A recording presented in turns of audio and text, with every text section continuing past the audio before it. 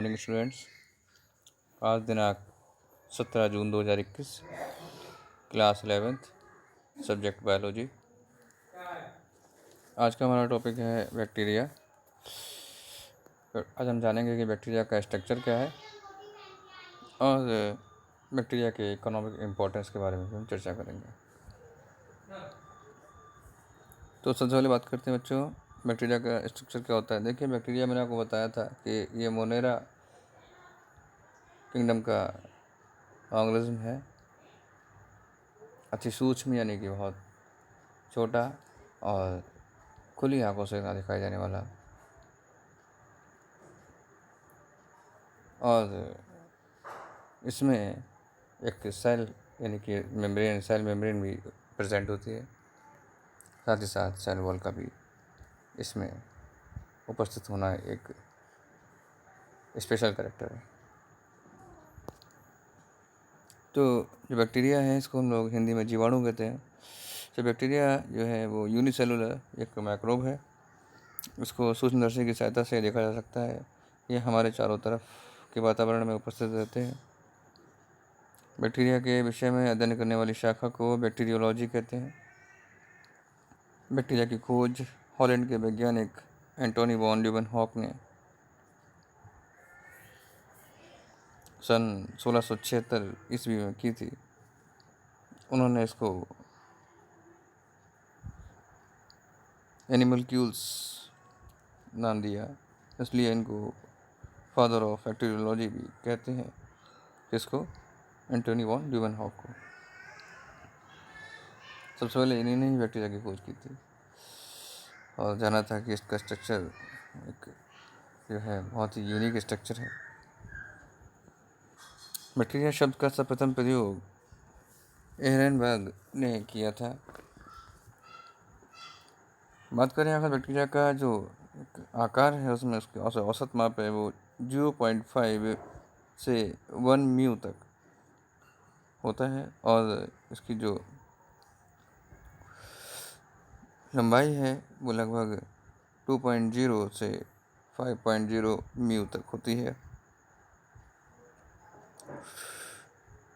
जीवाणु सर्वव्यापी यानी कि जो बैक्टीरिया है वो सर्वव्यापी है, वो आपको हर जगह मिलेगा।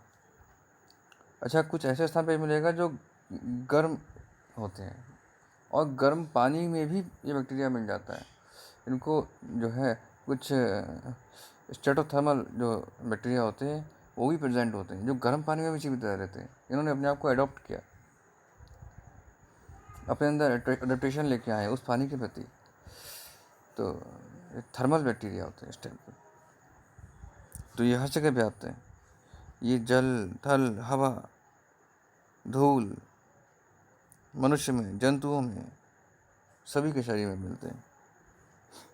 बैक्टीरिया में सेल वॉल पाई जाती है। सेल वॉल के आप देख रहे होंगे, सबसे बाहरी जो एरिया दिखाई दे रहा है आपको यहाँ पे, वो सेल वॉल है। और सेल वॉल के बाहर एक आवरण पाया जाता है जिसे स्लाइम लेयर कहते हैं। आप यहाँ पे देखिए, लिखा होगा स्लाइम लेयर।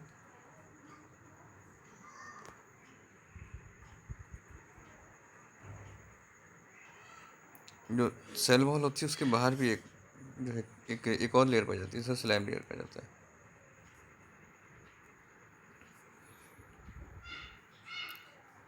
इस स्लाइम लेयर को कैप्सूल भी कहते हैं।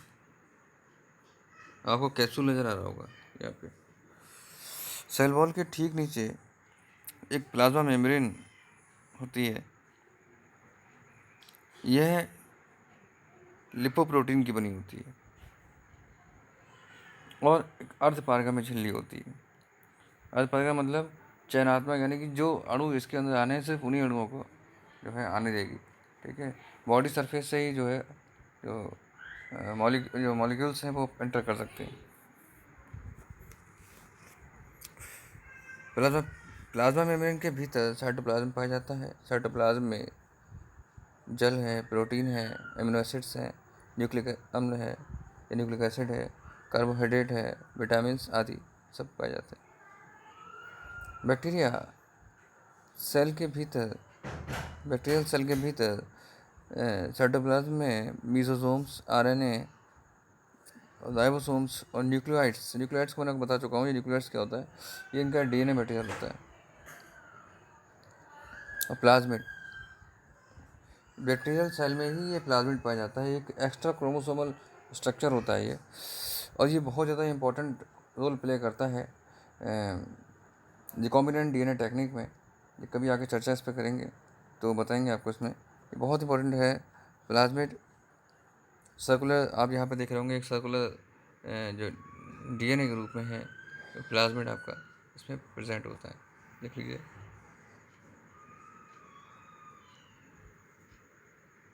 चलिए, इसमें है प्लाज्मिड दिखाई दे रहा है। चलिए नेक्स्ट है बैक्टीरिया का इकोनॉमिक इंपॉर्टेंस। आप ये डायग्राम देख रहे होंगे, डायग्राम में सबको सब क्लियर हो रहा है आपको कि राइबोसोम्स भी हैं इसमें, फूड ग्रेन्यूल्स इसके अंदर जो आ जाते हैं वो हैं, क्रोमोसोमल डीएनए इसको हम न्यूक्लियोइड्स बोलते हैं, ठीक है। फिम्ब्रीज है जो बाहर की तरफ, इसका काम है जो मूवमेंट के लिए सहायता करती हैं। फ्लैजला भी मूवमेंट में सहायता करता है। ये फ्लैजला किसी में फ्लैजला होते हैं, किसी में नहीं होते हैं, तो कुछ अनफ्लैजिलेटेड होते हैं, कुछ फ्लैजिलेटेड होते हैं। कैप्सूल है सबसे बाहर, मैंने बताया था आपको, सबसे बाहर की लेयर है सेल वॉल, उससे नीचे पे आ जाती है कैप्सूल से नीचे। प्लाज्मा मेम्ब्रेन सेल वॉल से भी नीचे है, इसको हम लोग सेल मेम्ब्रेन भी कह सकते हैं। प्लाज्मिड में आपको बताया था कि कभी सर्कुलर एक डीएनए होता है, लेकिन एक्स्ट्रा क्रोमोसोमल मटेरियल है ना, डीएनए के न्यूक्लियोइड के अलावा भी, मतलब जो जेनेटिक मटेरियल है न्यूक्लियोइड, उसके अलावा भी डीएनए मटेरियल होता है, वो सर्कुलर रूप में होता है, प्लाज्मिड डीएनए होता है। प्लाज्मिड डीएनए मतलब यानी इसका अपना डीएनए अलग है। साइटोप्लाज्म जो इसके अंदर पाया जाने वाला द्रव है। क्लियर हो गया होगा आप लोगों को। अब हम बात करते हैं बैक्टीरिया का जो इकोनॉमिक इम्पोर्टेंस है। तो बैक्टीरिया से मनुष्य को लाभ और हानियाँ दोनों ही होते हैं। कुछ यूज़फुल बैक्टीरिया हैं, जरा उनको देख लेते हैं। सबसे पहला है कि यूज़फुल क्या है, तो ये जो है ये सॉइल फर्टिलिटी में क्या करते हैं। बैक्टीरिया सॉइल फर्टिलिटी बढ़ाने में सहायता करते हैं, जैसे कि जो निम्नलिखित प्रकार से कर सकते हैं। देखिए नंबर 1 है अमोनिफिकेशन या अमोनिफाइंग बैक्टीरिया। ये बैक्टीरिया भूमि में उपस्थित प्रोटीन युक्त पदार्थों को अमोनिया में परिवर्तित कर देते हैं। जैसे कुछ बैक्टीरिया का नाम दे रहा हूँ मैं, बैसिलस माइकोइड्स और बैसिलस रेनोसम।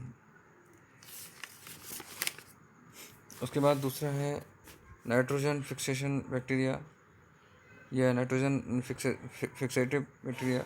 ये जो है ऐसे बैक्टीरिया जो जैसे एजोटोबैक्टर है या क्लोस्ट्रीडियम है, ये मिट्टी में उपस्थित जो वायु से नाइट्रोजन अवशोषित करते हैं और इसको नाइट्रोजन यौगिकों में चेंज कर देते हैं, नाइट्रेट और उसका नाइट्राइट फिर देर नाइट्रेट में। और जो बाद में अमोनिया बैक्टीरिया के द्वारा पहले नाइट्राइट और देन फिर नाइट्रेट में बदल दी जाती है, जिसका उपयोग जो है पौधों द्वारा कर लिया जाता है।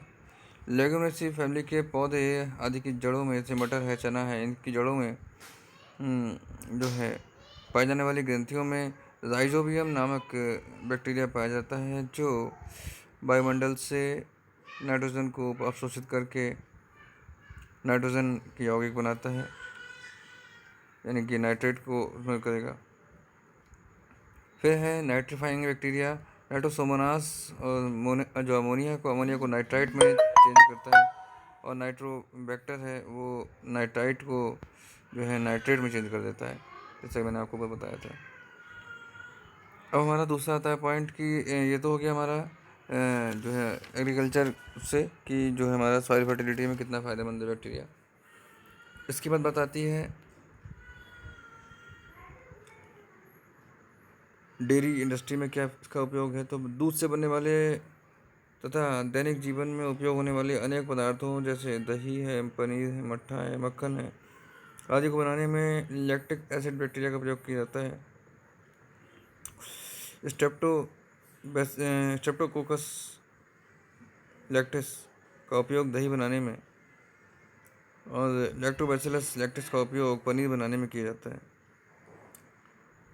मेडिसिन में क्या उपयोग है, देखिए इसमें बैक्टीरिया से अनेक एंटीबायोटिक प्राप्त होते हैं। स्ट्रेप्टोमाइसिन ग्रेसियस नामक बैक्टीरिया से स्ट्रेप्टोमाइसिन नामक औषधि प्राप्त की जाती है। इसके आगे हम बात करते हैं कुछ हार्मफुल बैक्टीरिया के बारे में। तो जो हार्मफुल बैक्टीरिया हैं निम्नलिखित हैं। नंबर 1 है कि कुछ जीवाणु यानी कुछ बैक्टीरिया खाद्य पदार्थों का अपघटन करके उसमें विषैले पदार्थों का संचय कर देते हैं, जिससे फूड पॉइजनिंग होने का खतरा रहता है, जैसे माइक्रोकोकस क्लोस्ट्रीडियम। दूसरा है डीनाइट्रीफाइंग बैक्टीरिया। इसमें से कुछ बैक्टीरिया सॉइल में उपस्थित नाइट्रेट को अमोनिया में कन्वर्ट कर देते हैं, जिससे क्या होता है, अमोनिया से कन्वर्ट होने पर जो है स्वतंत्र जो अमोनिया है वो उसमें जो है चेंज हो जाएगा और नाइट्रोजन में, और फिर वो नाइट्रोजन जो है वापस वायुमंडल में चला जाएगा, जैसे बैसिलस डीनाइट्रिफिकेंस। ये थोड़ा नुकसान कर देता है। इससे जो है जो बनी बनाई जो हमारी नाइट्रोजन है और जो नाइट्रेट है उसका नुकसान हो जाता है और पौधों को प्राप्त नहीं हो पाती।